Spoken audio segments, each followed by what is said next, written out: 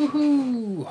Do you know what I do every single time is I get up, I stand over there, I come sit down like I'm just entering a room. But in reality, that's just smoke and mirrors. That's Hollywood, baby. Hey, what's up, everyone? It's Eddie from Eddy's Emporium. And this week, it's episode 7. 7 whole weeks of you listening to me talk about things I may or may not know and just waffle. But today it is currently at 16 minutes past 11 on the 28th, a Thursday. Again, busy weekend, so recording now, but there is quite a few things to cover throughout this video, which is quite cool. Some pretty big things. So stick with me. I'll start with a miscellaneous update. So it's been a very good week for sales, as we expect for the kind of payday week. Everyone is usually making their kind of guilty purchases and slowly but surely regretting it in the next week or so when they see their bank accounts, much like me. But that's great for the business, so keep at it. It's been quite good in terms of obviously my price adjustments. People start seeing like see fair pricing, obviously sub £2 booster packs and things like that on the website. People are going there, which is a great sign, whether that is the brand getting out there, maybe that could be you watching, but whatever is happening, that is great for business, because obviously even though I'm selling them for less on the website, not paying as much fees on eBay or other platforms, which is great. So I took a week off my actual 9 to 5 job just for a bit of R&R post festival. Not gonna lie, pretty sore head. So this is probably the first day. I think Thursday, obviously today, Saturday was when the festival was, so it's been I'm getting old experience, reality's hit, and I definitely needed the time off. But it's been lovely, just kind of chilling with the partner, obviously doing things like Eddy's Emporium. Not got through as much as I wanted to do. I know I mentioned obviously a few weeks ago that I wanted to kind of look into getting VAT registered and prepping self-assessment. Not being able to do that yet, but on the other hand, I've been able to do other cool things, so we'll get into that in a second. Oh, big thing, my business cards came. So you saw that I mentioned a few weeks ago that obviously I've been working on business cards. I put an order in, and just to kind of see what the test batch would look like. Very, very cool. So check this out. I framed it kind of after a Yu-Gi-Oh styled one. I don't know how this is working here. If it isn't working, I'll put a little picture up here, but you can see Eddy's in this is getting worse as I'm getting closer away. So you can see Eddy's Emporium is kind of framed in the, I'm not going to say what type of card because I'll let you make that up, but it's inspiration is drawn from a specific TCG, and on the back here you've kind of got like a TCG styled like Enter the Emporium QR code where you can go to all the website, Trustpilot, social medias, TikToks and all that kind of thing. And some of the effects are so from one collector to another, pretty cheesy, but it is what it is. Top loader telepathy, so I can sense when a card needs extra protection. That was pretty cool. The Hollow Whisperer increases the chance of pulling foils by 5%, and in brackets it says allegedly, so you can't come for me for that one. Then you've got the Cardboard Companion, so it brings joy with every card mailed. Whether that's me or whether that's you receiving the card, I don't know. But honestly, it's made me quite happy. I got quite emotional when they came through because it was one of them moments where you kind of look and feel everything that you're working towards. It's a small little token, but it's it's mine. It's a physical thing that I can give people. Really made my day. And obviously still into that nostalgia thing. You'll see here tons and tons of cards here. Slifer's, obelisks, loads and loads of. I've not even showed you any of them there. So Slifer's, Sky Dragons, and all that kind of thing there. Obelisk the Tormentors, all them kind of cool nostalgic items. Again, buying them in a bulk variation, looking at kind of what you think is going to be a 10, putting them into that grading scheme that I keep on going on about, and what you'll see at the back here. These are slab bulk boxes. Now, I've been looking for a company that has the ability to have kind of like stock flicking through, like if you're in like a record shop, being able to quickly flick through slabs that aren't kind of on the side or compressed to each other. And this box here, I think it's called the bulk box slab or something along them lines. I'll pop it up when I do some post editing in like 10 minutes, just to kind of show off the brand, because it's a UK based one. It's the equivalent of the BCW one in America that everyone over here wants. And honest to God, the quality is, I think them 3 boxes were about 35 in total.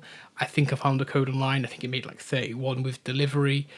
Each one of them holds 100 slabs. So obviously, again, I'm a loony doing all this big slab thing, but if you're looking for apparatus to do something similar, go to these guys. And can't praise them enough. They are a sustainable business. Everything's recyclable that they do. The cardboard, the packaging, I think there was only one piece of plastic. Really, I could learn from that and everyone else, so go there.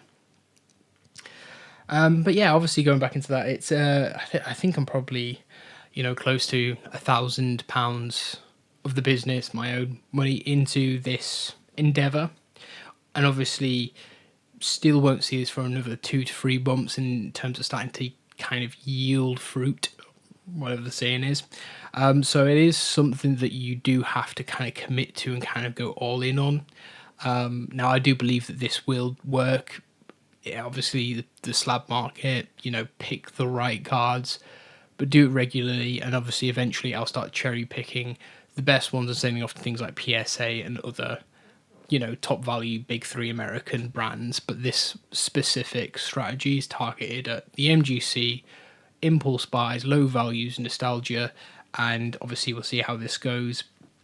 And the way that I'm doing it, as well as I just mentioned, is I'm buying variations of the same card. So what that happens is, obviously, buy a batch of cards, all in good quality and in mint condition, but I'll have 5 or 10, because what I'll do is I'll help me list other items that I don't feel will fit that criteria. Obviously, they'll still be in fantastic condition, but then I'm not having to list, 9 different Yu-Gi-Oh cards or 9 different Pokemon cards, whatever that kind of fits. I'm going to keep on doing it. So yeah, kind of watch this space, watch them boxes, because they're very empty right now. As you can imagine, I've only got maybe 10, 15 cards in there currently on the market, but I do believe it's going to work. So there has also been an odd influence of specific stock. So Japanese sealed Yu-Gi-Oh, so Yu-Gi-Oh OCG. I bought from Japan when I made kind of the first or second order when I was starting up Eddy's Emporium, and it really didn't take off. It was a real big flat line. I thought I might have overpriced it. There might not have been a market for it in the UK for Japanese OCG. Only specific promo cards, because I know Yu-Gi-Oh it's a bit of a rough patch with the community right now. They're not managing it the best. They seem to be recovering a tiny bit, but I'm not obviously a crazy Yu-Gi-Oh person. I only kind of try and keep my finger on the pulse, what the community's liking, what they want. And so let me know how you currently feel about it. But these boxes I must have sold more in 2 days than I had done in about 4 or 5 months. I think I'm talking £400, £500 worth of sealed stock. It's gone like that. I'm very happy with that. But they are the really cool ones. They're the Nostalgia Pride and Unity ones, so 25th anniversary. They're showing all the kind of Blue Eyes White Dragons, 5-headed dragon, Red Eyes, Dark Magicians, all the kind of fan favourites are throughout this box. And I don't know whether they're going to the end of the printing life cycle, whatever, or maybe I've just priced it well and found the right pricing for that market. I don't know. But it's nice to see that there is a British Japanese market out there, and it's not a complete loss, because that was a tiny bit of worry for me at that moment in time. So in terms of another first for Eddys Emporium, obviously you imagine if I was working on the stalls and shows, I'd be taking trade-ins and stuff like that, and that's something that I've always kind of thought, I'll get to. But it was actually fast forwarded this week because one of my best friends, Liam, he approached me and he was like, "Look, I've got these cards here. I want to reinvest it into kind of a hobby that I feel a bit more fulfillment out of, whatever it might be. I know he's going really into magic right now, and that's great. So I was like, he kind of went, I was like, would you like to buy them off me? And I thought, well, yeah, of course, this is something I need to explore. It's a great opportunity with a friend that I'm not feeling that pressure of. There is a different type of pressure when you are talking to a friend, of course. You are not wanting to offend them. You are kind of a bit hesitant. But my friend Liam, he's an incredibly well-mannered man. He knows the script. I would never obviously do anything to upset him, obviously, and he would never do anything to upset me. So I always knew that this was a good way to test the waters for this. So what I did was I set up a trading card sheet. In that trading card sheet, obviously, I worked out kind of the market rates, or more importantly, he came to me with the market rates, did me a massive favor there. We popped them in the sheet. I would then create a population thing where I'd say what percent I'm willing to buy in terms of guidelines, because I'll get to this in a second. But when I put the percent in, it would obviously auto calculate and fill it into a cash buy or a in-store credit buy. Now, this was a 2-day turnaround, and I was really happy with the end result in it, how informative it was for Liam, how informative it was for me, and transparency is a big thing for me, because I do find when you are watching some of these TCG show videos, there's a lot of like ambiguity about where the prices are and what they want. Now, obviously, as a store, I'm going to take in product that I want, product that I feel is going to sell. And obviously, as you can imagine, you take in a £1 card and you sell on eBay. If I'm paying 50p for that card, eBay is going to suddenly charge me 30p for a transaction, 12% for obviously just it being a collectible, and then VAT on top. You lose money because I do free postage. So you have to kind of figure out what kind of guidelines work for the business as well. And within that, I created the guidelines. I created almost like a bulk buy incentive as well. I'll screenshot it and I'll put it above here, because I'm not afraid of obviously getting feedback. I think that's incredibly important, but I also wanted it to be transparent for the exact card and the exact cost that they're going to get for that trade-in, because I think that's fair. Because if you've got a price card that you want, or a card you just enjoy, it doesn't matter about the monetary value, you might be umming and ahhing about getting rid of that card, and for you to be able to sort of see, this is how much Eddy is willing to pay for this card, you can go, no, do you know what, it's better in my collection, I just like the art, whatever it might be. And I like that, because what I did is I'd create the spreadsheet, I'd populate it, and I'd send it over to Liam as a copy. He would always have that as reference for the future, and then we can obviously have any conversations moving on from that point regarding percentages, costs, whatever. And I am waffling, so we'll get to the end of this one. We got to the end of it, we got agreed, and obviously this was a very surreal moment as well. I sent my friend a gift card for in-store credit to my own store. Now, the way that I do that in-store credit, it's not like a note or anything like that. It's a full legitimate in-store credit thing that you'd pop in the code, obviously during checkout, and you would then obviously get that off the total cost of the order. And for me, it was, very much like he was saying how weird it was, getting a trade in credit from me, and obviously me issuing it. It was, a very lovely way to stress test this model and see how it works. And obviously now, eventually, he will make a purchase in the store. The reason he wants that, because obviously the stock that I'm bringing in or ordering or got on order that he would like. And the way that obviously, I do basically the cash total plus 10%, and that would be your in-store credit. So, yeah, it was very, very successful, and I'm very happy about that. But yeah, it's very weird doing it with a friend at the start, a very dear one. So thank you, Liam. You massively helped me, and, it's not a service I was expecting to have this soon, but you certainly made it a very enjoyable experience. Never thought you wouldn't, and you're a delight as always. And I'll catch you at D&D next time I see you. I'll give you a big hug. and get those cards. So yeah, we've also got the new Yu-Gi-Oh! Monster Mayhem arriving. It says there, but it has arrived. So we've got the new set here, Yu-Gi-Oh! Monster Mayhem. This is a really cool set. Again, it's, I don't know if you can see there, you've got all the chibi kind of characters here, Junk Warrior and all that kind of cool stuff there. Obviously, Blue Eyes, the poster, boy, gal, it, they, them, of the Yu-Gi-Oh! World.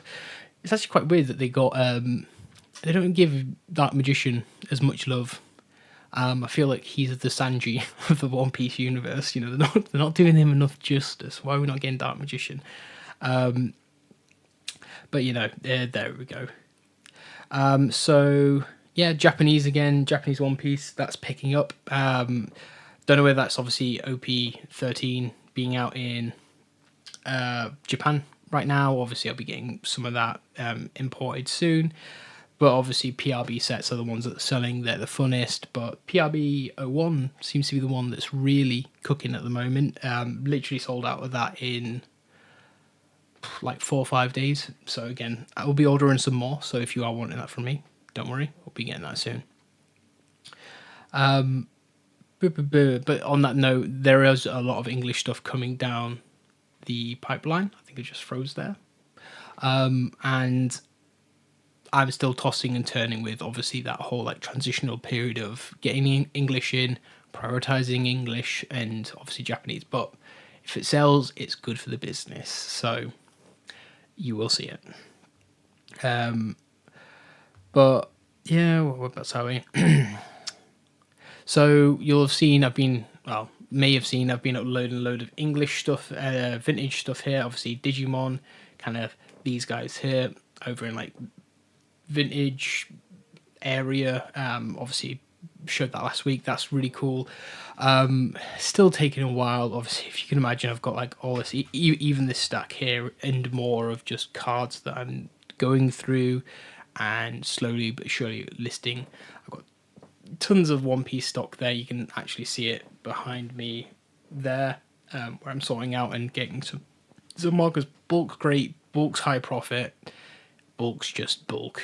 Not many people want it, but it's great for the business. It supports playing the game, which I'm so behind. But I am only one guy, so let me know if you are keen on me getting that kind of bulk up there, because it's a super cool thing to have. But obviously, if you do have a game in mind, let me know. I'm currently looking at more One Piece, because One Piece I feel is the most played. I don't know whether that's a bias of mine, because that's one I feel more affinity to in terms of playing, but this seems to be the one that's kind of cooking. And I was watching a recent episode of the Card Lounge, and they brought a really cool topic up. And what it was basically they were talking about the most recent worlds. And what I found was in the world, and this was super interesting, obviously you can't buy or sell. Obviously you buy from the Pokemon, but you can't buy as if you were at a trade show. So you trade. And because it's around the world, what happens is people bring stock that they think people at Worlds will like. And I didn't really think about it on an international level in the way that they kind of addressed it. But if you think about the new kind of Pokemon McDonald's Pikachu from Japan, everyone in the West wants that. But obviously, it's kind of a very common card in Japan. But then on the flip side, you've got, like, say, the, Zapdos, Moltres, and Articuno card with the stained glass in the US, because they don't get ETBs in Japan, which is I found quite interesting. They covered it in there. And so ETB promos are really sought after. Their ETB sleeves as well. They buy that stuff up crazy. But when you go to the Worlds, obviously they take stuff that we as Westerners would like, and obviously people in the East, we take things they would like. And they were saying how great it was because you didn't have that pressure of monetary value. It was kind of a lot more in terms of like, I love this card, I want that card kind of thing. And it was a lot more old school. Remember when you were on the playground, Obviously, people are doing business there is obviously relative to how much something is. You know, if the Pikachu's £20 and the Galarian Moltres is £100 over here, you'd get 4 or 5 of those Pikachus, potentially more. And this kind of goes into my next point. Some of these cards, when you take them over to Japan, or they sell in Japan. So let's say the Moltres, Articuno Zapdos Moltres, it's £100 here, but in Japan, because they can't get it, it's like an £800 to £1,000 card, and that got me thinking. I'm getting married in May 2027. Sorry, guys, I'm taken. But that my honeymoon's in Japan, and what if I bought cards that appealed really well to Japan or Japanese client card stores, whatever you want to call it, and I go into a card store with those type of cards to get in-store credit? Because if I'm suddenly buying £100 worth of £100 card, and I go in and they give me £1,000 in-store credit to buy Japanese stuff, I could, in theory, buy Japanese stuff, £1,000 worth of Japanese stuff that the West really wants and can't get hold of, and you kind of Uno reversing that situation. So I wonder if it's there is a model there or an idea there. It could be an absolute, wrong in terms of an idea, but. And also, I need to convince my partner that if I do this, and go to Japan, are you happy going around Japanese stores with me? But then again, there'll be a ton of gacha, loads of nights, and I'll just give her a ton of ramen because she loves her ramen. Right now, she's on a ramen hiatus because she's just got braces and it's very difficult for her. However, I've kind of said in solidarity with her, I'll get braces because, as you can see, it ain't the prettiest of sights right now. But I was going to get Invisalign because you can hide it. But I kind of find it wholesome us not being able to eat the same amount of food, and one person wouldn't get frustrated then. So that's kind of the end of that kind of little thought idea. But let me know if you kind of feel the same way. Do you reckon there's an opportunity there in terms of how the Japanese, or let's say East, likes Western cars and the Western cars like Eastern cars? Because there is the market there, or at least in the West. So definitely is, the same in the West where they can't get, EDB promos, which I think is really weird. But obviously they get the booster boxes of, cards that we don't always get in terms of the premium sets. So, there's a yin and yang to everything. But yeah, that's the end of this one. I'm going to go edit this. It is now 22:12. I'm going to Wolverhampton to see my nephew tomorrow, and I'm going to go to a card boot that I've not been to in ages. I freaking love a card boot, so I've not been able to do it as much, but that's actually how I started out Eddy's Emporium. I might do an origin story. I don't think I'm really established enough, or I've been around long enough to warrant that, but hey, I could put that on your laps and let you know maybe how I found my feet in how I started this kind of endeavor, because it was not TCG at the start. I didn't really think it was an option, so I did the next best thing.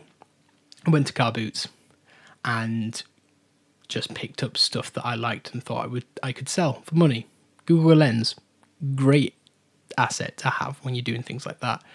And obviously eBay now has that. So I'll maybe do another video on that. I'll put a little thought note in my notion to do later. But yeah, have a lovely weekend, or I hope you had a lovely weekend by the time you watch this.